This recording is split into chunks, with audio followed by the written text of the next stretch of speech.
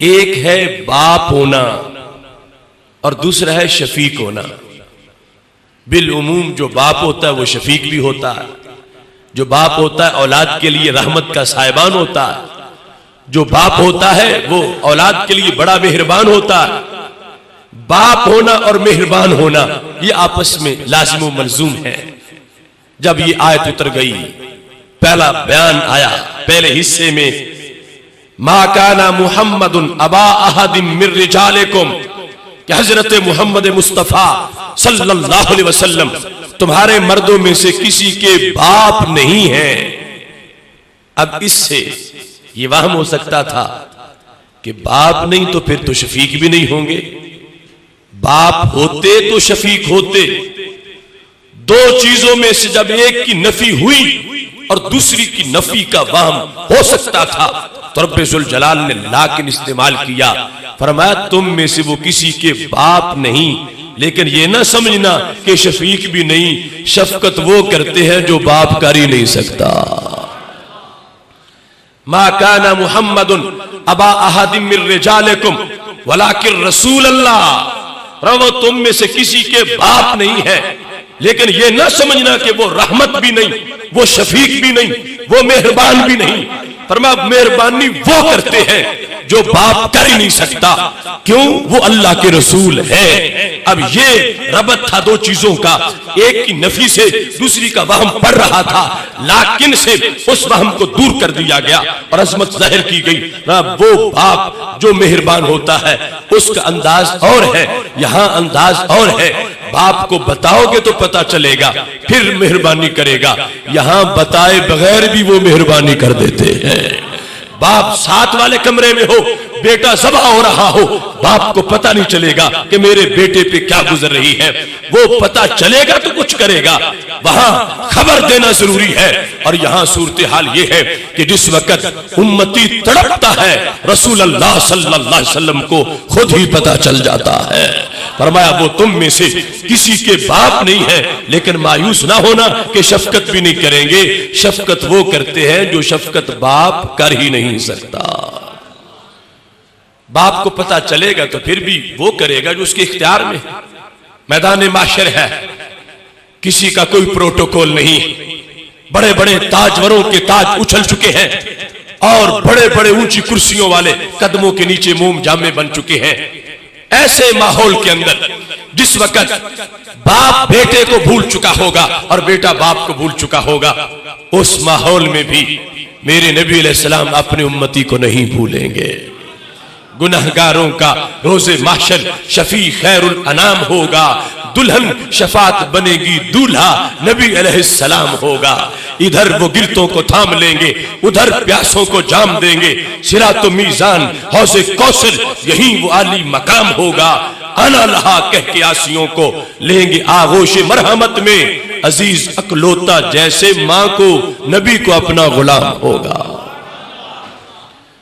अब ये आगाज था इस मजमून का, तुम में से वो किसी के बाप नहीं है, लेकिन शफकत में बाप से बढ़ के हैं, क्योंकि वो अल्लाह के रसूल सल्लल्लाहु अलैहि वसल्लम है। और रसूल वो शफकत करता है जो शफकत बाप कर ही नहीं सकता।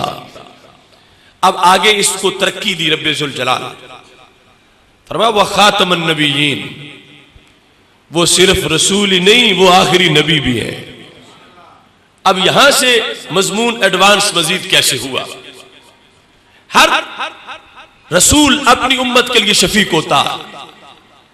आखिर एक माली अगर हो जिसने पौधे लगाए हों, उसे भी अपने पौधों से प्यार होता है। तो नबी ने तो बड़ी मेहनत करके उम्मत तैयार की होती है। हर नबी को अपनी उम्मत से बड़ा प्यार होता है, मगर रब्बे काबा की कसम है, जो प्यार हमारे नबी अलैहिस्सलाम को अपनी उम्मत से है वो किसी नबी को अपनी उम्मत से नहीं था।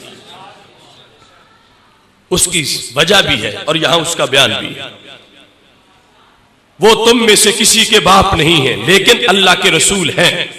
और फिर वो आखिरी नबी, एक वो रसूल हैं जिनको पता है कि मैं चला जाऊंगा तो और आ जाएंगे, मेरी उम्मत का सहारा बन जाएगा, मेरी उम्मत को आके वो संभाल लेंगे, मेरी उम्मत के लिए वो अब्रे करम बन जाएंगे। उस पैगंबर को अपनी उम्मत से प्यार तो बड़ा है, मगर वो प्यार नहीं कि सब कुछ मैंने करके ही जाना है, इनका मेरे बाद कोई सहारा नहीं। वो कहेंगे जब तक मैं हूं, आगे इनके लिए और आ जाए। मुफस्सिरीन ने इसकी एक मिसाल लिखी। एक शख्स वो है जिसकी औलाद के चच्चे भी हैं, मामू भी हैं, और दूसरा वो है कि जिसकी औलाद का ना कोई चच्चा है ना कोई मामू है। अब दोनों के प्यार में फर्क है। जिसकी औलाद के चच्चे भी हैं, मामू भी हैं, वो औलाद से प्यार तो करता है, लेकिन उसके दिल में चलो मैं मर गया तो चच्चे संभाल लेंगे, मामू संभाल लेंगे, प्यार जरूर करेगा। अपने औलाद के लिए बैंक बैलेंस सोचेगा, उनके लिए सब कुछ सोच रहा होगा, मगर फिर भी उसको सहारा है। लेकिन इसे ये पता है कि मेरी औलाद का ना कोई चच्चा है, ना कोई ताया है, ना कोई मामू है, कोई रिश्तेदार है ही नहीं, सब कुछ मैंने ही करना है। अब जितना ये औलाद के लिए सोचेगा, इसका एक अपना अंदाज होगा। बिला तशबीह जो अंबिया अलैहिमुस्सलाम आए और उनको पता है कि अभी नबूवत का सिलसिला जारी है, हम नहीं होंगे कोई और आ जाए, उनका चेहरा भी पुरनूर होगा, उनकी तालीम में भी बड़ा सुरूर होगा, वो भी दिल में दर्द रखेंगे इन गुलामों का, वो भी इनकी कश्ती किनारे लगाएंगे। उन तमाम अंबिया किराम अलैहिमुस्सलाम ने अपनी उम्मतों से बड़ा प्यार किया है, मगर उनको पता था कि मेरे बाद और आने वाले हैं, वो आके सहारा दे देंगे। उन्होंने वो प्यार नहीं किया जो प्यार मेरे नबी अलैहिस्सलाम ने किया है। आपको पता है मेरे बाद कोई नहीं आएगा, सब कुछ उम्मत का मैंने आप ही करना है, मैंने सब कुछ इनको अता करना है, मैं आखिरी नबी हूं और मुझ पर नबूवत का दरवाजा बंद हो रहा है। लिहाजा दौर के अंबिया अलैहिमुस्सलाम अपनी उम्मतों से प्यार करते रहे, लेकिन जो प्यार नबी अलैहिस्सलाम ने हमारे आका ने किया वो किसी और ने नहीं किया। अल्लाह उस मजमून को इस आयत में बयान कर रहा है, तुम में से वो किसी के बाप नहीं है, लेकिन ये ना समझना कि वो शफीक भी नहीं, शफकत में बाप से बढ़कर है, क्योंकि वो अल्लाह के रसूल हैं। और फिर कहा वो आम रसूल नहीं कि कहे कोई बाद में कर लेगा कुछ दे जाऊं, ये वो रसूल है जो आखिरी है, जिन्होंने शफकत की उम्मत पे इंतहा कर डाली है। मा काना मुहम्मदुन अबा अहदिम मिर रिजालिकुम वलाकिन रसूलुल्लाहि व खातमन नबिय्यीन। अब मजमून बतदरीज पहुंचा खातमन नबिय्यीन तक कि ये वो है जिन्हें पता है कि मैंने सब कुछ करना है और मैंने ही सहारा देना है। इस वास्ते अंदाज देख लो, मेरे नबी अलैहिस्सलाम इरशाद फरमाते हैं लिकुल्लि नबिय्यिन दावतुन मुस्तजाबा, हर नबी की एक दुआ जरूर कबूल होती है, अगरचे हजारों हो रोजाना कबूल, मगर एक खुसूसी कोटा है अल्लाह ने दिया हर नबी को, जिस मकसद के लिए मांगो वो पूरा होगा, ये बाकायदा उनको कह दिया गया। तो हमारे महबूब अलैहिस्सलाम फरमाते हैं फतअज्जला कुल्लु नबिय्यिन दावतहु, हर नबी ने वो दुआ मांग ली, किसी ने बचा के नहीं रखी, किसी ने छुपा के नहीं रखी, अपने किसी मकसद के लिए मांगी, मांगना जायज थी, रब ने हक जो दिया हुआ था, मगर कुर्बान जाए खत्म नबूवत की ताज वाले जात पर।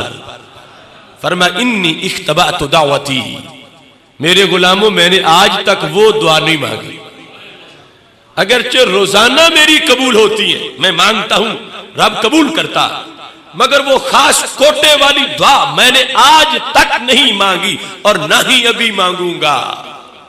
कब मांगूंगा? फरमा शफाअतल लिउम्मती इला यौमिल क़ियामा, मैं वो दुआ क़यामत वाले दिन मांगूंगा। अब दीगर अंबिया अलैहिस्सलाम को भी प्यार तो था अपनी उम्मतों से, मगर दुआ नहीं बचा के रखी, दुआ मकसद के लिए मांग ली, कोई मुश्किल पेश आई दुआ मांग ली। मेरे नबी अलैहिस्सलाम पर बड़े बड़े मुश्किल वक्त आए, ताइफ का बाजार भी था, हुनैन का मैदान भी था, बड़े बड़े मुश्किल वक्त आए हैं, फरमा मैंने वो दुआ नहीं मांगी। क्यों नहीं मांगी? फरमा शफाअतल लिउम्मती इला यौमिल क़ियामा, क़यामत तक जितनी उम्मत आएगी एक दुआ से सबको जन्नत में ले जाऊंगा। तो पता चला मा काना मुहम्मदुन अबा अहदिम मिर रिजालिकुम वलाकिन रसूलुल्लाहि व खातमन नबिय्यीन। आयत के अंदर बता दिया गया कि खत्म नबूवत वाली उम्मत के लिए सहूलतें क्या है, जिस उम्मत को ये अकीदा मिला है और गुलामी मिली है खातमुन नबीयीन सल्लल्लाहु अलैहि वसल्लम की, इस उम्मत में और दीगर उम्मतों में फर्क क्या है? ये उम्मत खत्म नबूवत की वारिस होने की बुनियाद पर कि रसूल अल्लाह सल्लल्लाहु अलैहि वसल्लम की उम्मत है जो आखिरी नबी है। रब्बे जुल जलाल ने इनको ये शान दी है कि इनको उस महबूब का गुलाम बनाया है जो तमाम नबियों में से बढ़कर अपनी उम्मत से प्यार करने वाले हैं।